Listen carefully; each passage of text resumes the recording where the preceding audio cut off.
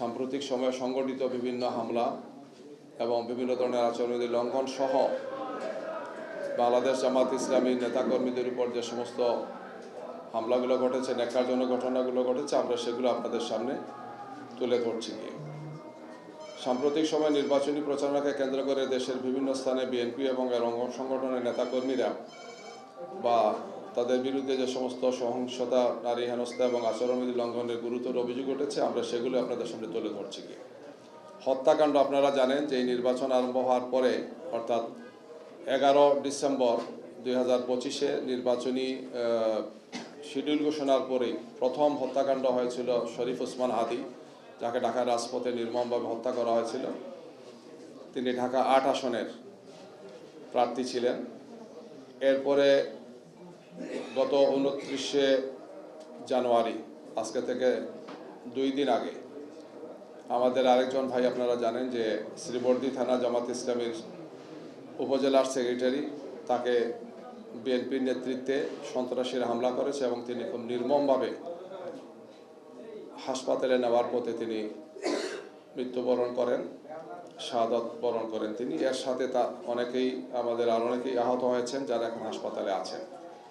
এই ঘটনাকে কেন্দ্র করে আমরা মামলা করেছি, প্রশাসনকে জানিয়েছি এবং আমরা আপনাদের সামনে এখানে প্রেস ব্রিফিং করেছিলাম, তখন তাৎক্ষণিকভাবে বলেছিলাম। আমরা এই বিষয় নিয়ে পরবর্তীতে সরকারের বিভিন্ন পর্যায়ে যোগাযোগ করেছি। সরকারের পক্ষ থেকেও নির্বাচন কমিশনকেও বলা হয়েছে। আমরা আশা করব যে এই ধরনের ঘটনা ঘটবে না এবং বিশেষ করে যারা এই ঘটনার সাথে জড়িত তাদেরকে এখনও কাউকে গ্রেফতার করা হয় নাই। এই সমস্ত চিহ্নিত আসামিদেরকে, যারা খুন করেছে, তাদেরকে অবিলম্বে গ্রেফতারের আমাদের দাবি এবং যারা আহত আছেন তাদের সুচিকিৎসা সহ এগুলো আমরা দাবি করেছি।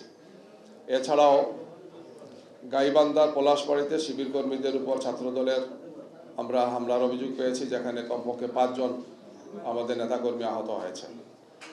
এছাড়াও দাঁড়িপাল্লার পক্ষে যারা কাজ করছেন বা কথা বলার কারণে সাধারণ মানুষদেরকেও বিভিন্ন জায়গাতে হয়রানি করা হচ্ছে। এগুলোর ক্ষেত্রে বিশেষ করে দেখা যাচ্ছে যে কক্সবাজারে এই ধরনের একজন সাধারণ ভোটারকে, যিনি দাঁড়িপাল্লার পক্ষে কাজ করছেন, তাকে সন্ত্রাসীরা হামলা করেছে, আহত করেছে। আজকে ভোলা 2 নম্বর আসনে দৌলত খান এবং বোরহানুদ্দিনে জামাত ইসলামের প্রার্থী মুফতি মাওলানা ফজলুল করিম, তিনি আমাদের খুবই প্রবীণ একজন দায়িত্বশীল, দীর্ঘদিন তিনি জেলা আমিরও ছিলেন। তার কর্মী এবং সমর্থকদের প্রচারণার সময় বিএনপির মনোনীত প্রার্থী সেখানে হাফিজ ইব্রাহিমের নেতাকর্মীরা তাকে হামলা করে এবং সেখানে জামাতের 6 জন নেতাকর্মী আহত হন। সম্প্রতি সবচেয়ে উদ্বেগের যে বিষয়, সেটি হচ্ছে আমাদের নারী কর্মীদের উপর, যারা নির্বাচনী কার্যক্রমে ভোটের পক্ষে, গণভোটের পক্ষে কাজ করছেন, আমাদের প্রার্থীদের পক্ষে কাজ করছেন। সেই সমস্ত জায়গাগুলোতে আমাদের নারী কর্মীদের উপর একাধিক ঘটনা ঘটেছে, যেটা আপনাদেরকে বিভিন্ন সময় জানিয়েছি।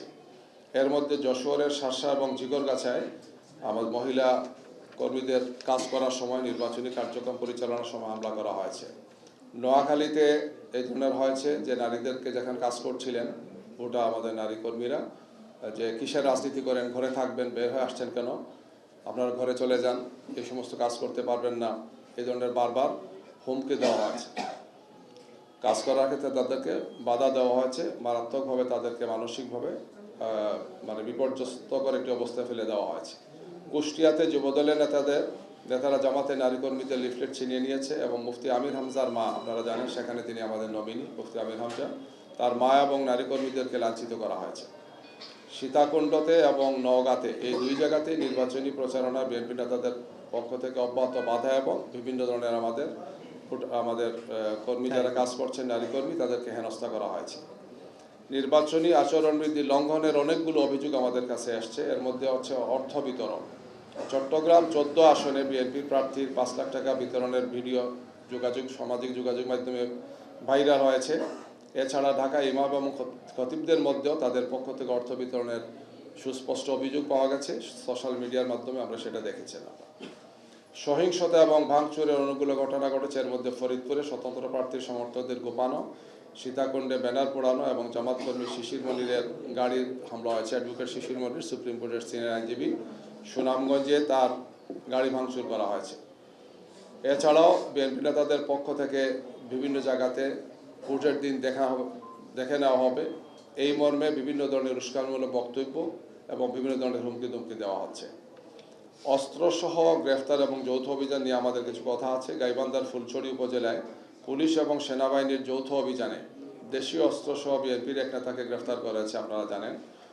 গত শুক্রবার গ্রেফতারকৃতদের আদালতে পাঠানো হয়েছে। এর আগে বৃহস্পতিবার রাতে উপজেলার বালাসীঘাট এলাকায় রসুলপুর গ্রামে গোপন সংবাদের ভিত্তিতে যৌথ বাহিনীর অভিযানে নিজ বসতবাড়ি থেকে গ্রেফতার করা হয়। গ্রেফতারকৃত ব্যক্তির নাম হচ্ছে মিলন মিয়া। তিনি উপজেলার কঞ্চিপাড়া ইউনিয়ন বিএনপির সভাপতি। এছাড়া তিনি কঞ্চিপাড়া ইউনিয়নের দক্ষিণ রসুলপুর গ্রামের বাসিন্দা মৃত মেসির উদ্দিন সরকারের ছেলে। নারায়ণগঞ্জে প্রকাশ্যে অস্ত্র উঁচিয়ে গুলি বর্ষণের ঘটনায় এলাকাবাসীদের মধ্যে আতঙ্ক সৃষ্টি হয়েছে। গুলি বর্ষণকারী পরিচয় জানা যায়নি। নিউজ 24 এই ভিডিওটা প্রকাশ করেছে। নির্বাচনকে অস্থিতিশীল করার জন্য চিহ্নিত সন্ত্রাসীর এই সমস্ত কাজগুলো করছে। ফরিদপুরে যৌথ বাহিনীর অভিযানে আগ্নেয়াস্ত্র এবং গুলিসহ যুবদল নেতাকে গ্রেফতার। এই বৈশাখী টিভি সহ বিভিন্ন চ্যানেলে এই সমস্ত খবরগুলো আসছে গিয়ে। মাগুরার শালিখায় বিএনপি এবং যুবদলের 2 নেতাকে আটক করা আছে। গত শুক্রবারে ভোরে উপজেলার আগপাড়া গ্রামে অভিযান চালিয়ে তাদের আটক করা হয়। যৌথ বাহিনী আটক করেছে। এ সময় তাদের কাছ থেকে আগ্নেয়াস্ত্র, গুলি এবং দেশীয় অস্ত্রগুলো উদ্ধার করেছে।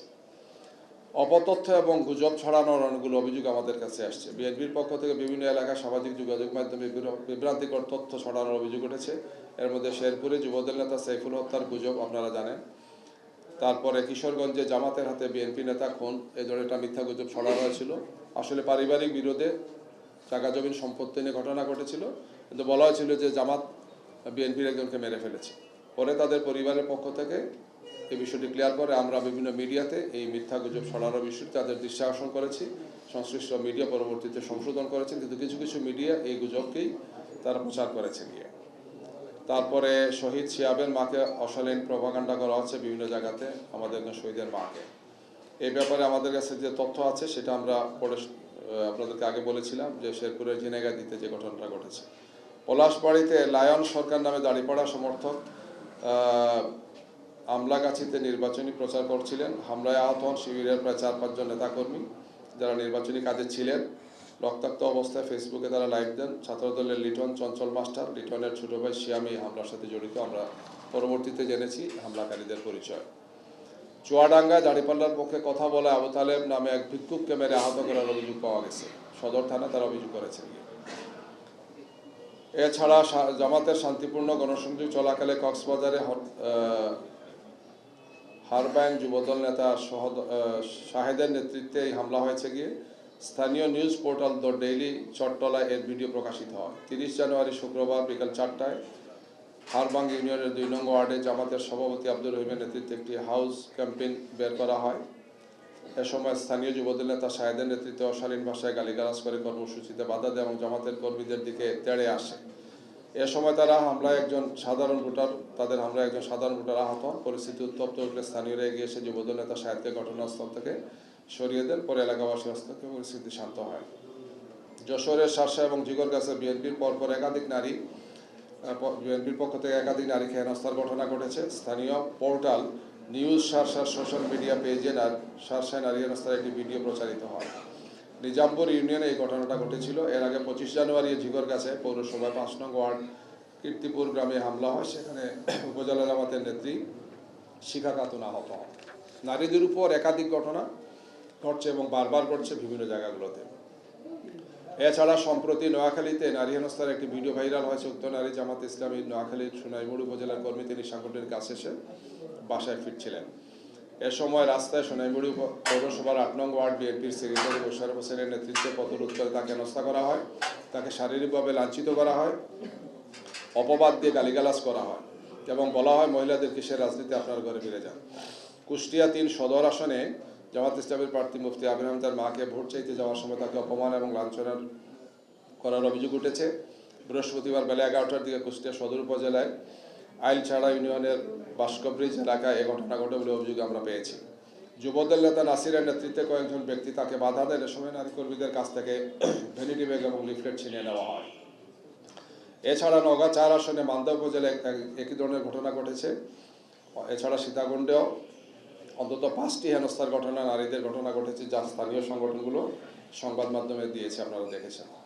দৈনিক আজাদী পোর্টালে প্রকাশিত একটি ভিডিওতে দেখা যায় চট্টগ্রাম 14 আসনের প্রার্থী জসিমউদ্দিন প্রকাশ্যে ভিডিও করে 5 লাখ টাকা দিয়ে একটি প্রতিষ্ঠানে দেওয়ার প্রচারণা চালিয়েছেন, যেটা আচরণবিধির সুস্পষ্ট লঙ্ঘন বিএনপির। এছাড়াও আমরা বিভিন্ন মাধ্যমে দেখেছি যে ইমাম এবং খতিবদের কাছে বিএনপির পক্ষ থেকে আর্থিক সহযোগিতা এবং বিভিন্ন ধরনের উপটোকন পাঠানো হচ্ছে, যেগুলো আচরণবিধির লঙ্ঘন। এইভাবে গত কয়েকদিনে অনেক জায়গাতেই নারীদেরকে হেনস্থা করা, নাজেহাল করা, নারী কর্মীরা যাতে ফুটে বেরোতে না পারে তাদেরকে হুমকি ধুমকি দেওয়ার ঘটনা একটার পর একটা ঘটে যাচ্ছে। তো আমরা তাৎক্ষণিকভাবে এই সমস্ত ঘটনাগুলো স্থানীয় প্রশাসনকে জানিয়েছি এবং সেখানে বিচারের দায়িত্বে যারা আছেন, বিশেষ করে ম্যাজিস্ট্রেট সহ যারা আছেন, আমরা তাদেরকে অবহিত করেছি। নির্বাচন কমিশনকেও আমরা এগুলো অবহিত করেছি আগে। আগামীকালকেও আমরা নির্বাচন কমিশনে আমাদের একটা ডেলিগেশন যাবেন বেলা 3টার সময়, যে ডেলিগেশনে আমাদের কেন্দ্রীয় নারী সংগঠনের নেতৃবৃন্দ থাকবেন। আমরা সেখানে এই সমস্ত বিষয়ে আরও বিস্তারিতভাবে নির্বাচন কমিশনকে অবহিত করব।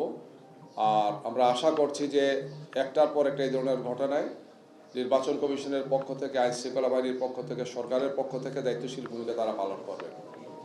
আমরা একটি সুন্দর শান্তিপূর্ণ নির্বাচন আশা করছি, যেখানে জনগণ তাদের ভোটাধিকার প্রয়োগের জন্য একটি অনুকূল পরিবেশ পাবে।